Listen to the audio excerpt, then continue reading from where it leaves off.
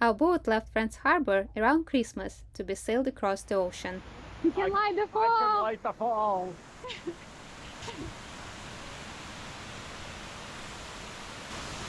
It also keeps my hand warm. Yeah. It still generates so much heat when it's on high power.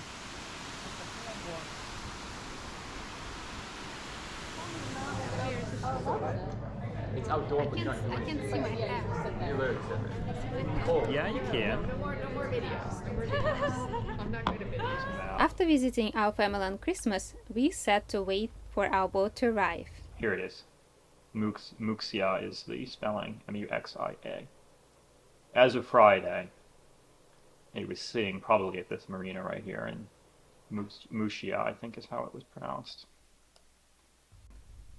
We were watching the wind forecasts. We're looking at windy, free online wind forecasting. We were watching the waves. So this is what happens when you have westerly winds blowing into Europe. You get 4.7 meters wave height. So they made it out of France, and they're right on the northwest tip of Spain. That's about where our boat is. So they've got to get, it's actually right here, I think. So they've got to get out and around this jagged rocky peninsula and then head south. And you'll see right around Tuesday evening we have a wind starting to shift here. Zoom in a little more. Now you've got this northeast wind, which might be more favorable for them to get down. So you've got Wednesday, you've got this nice low circulation happening here that they might be able to ride south, and that's going to persist. And so now it's moved more south. So if they didn't clear the point by Thursday, 12 a.m. midnight Eastern time, they're going to have this southwest wind. Today's Monday. Again. Today is Monday evening. Now this is still more favorable than we saw late last week, because you'll see we're still in this nice green. I can put the stick here. That's 18 knots forecast. Friday they were seeing southwest winds up in the magenta, 30 plus knots. So they should be able to get out this week if they haven't left already. We thought they might be able to leave as early as Sunday. You get the picture. But we did not sit idly by. We had to fix our dinghy propane tank. What's wrong with our tank? Yeah.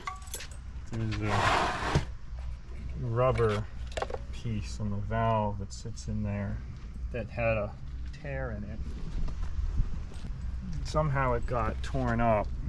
Not that bad, but a little bit torn up. Oh. So I thought it's just a little seal and I'll just dig it out and replace it. Well, turns out it's a little more complicated than that. It's this fancy shaped boot, and this also plays a part in the function of the valve. It's not just a seal, but it's got like the auto close open. So it's a safety issue. It's part of the safety features of the valve, and it's really hard to get it. You have to take the valve apart, I think, to install it properly. So you can't just buy this and replace it. These are really, I don't even know how it got damaged. Like, they're not even. So we're going to a special store. Who knows? So we've been trying to find somebody who will replace the valve for us, and we've had a hard time finding people that service these tanks, even though they're listed on Trident or Viking's website as servicers. They don't service the tanks. So we finally found a dive shop down in south of Daytona in New Smyrna Beach area that does dive tanks and beverage tanks and all kinds of stuff. So they'll swap the valve out for me for 40 bucks. We painted our dinghy. We ordered and tested the Starlink, our future boat internet solution. And we did lots of packing. We packed lots of things this week and organized lots of stuff. We actually went through the whole house and through the whole apartment and labeled all the stuff that will need to go, the stuff that's left after our first move. So we have a couple more pieces of furniture that will need to go, that we will be giving away, donating, or leaving behind.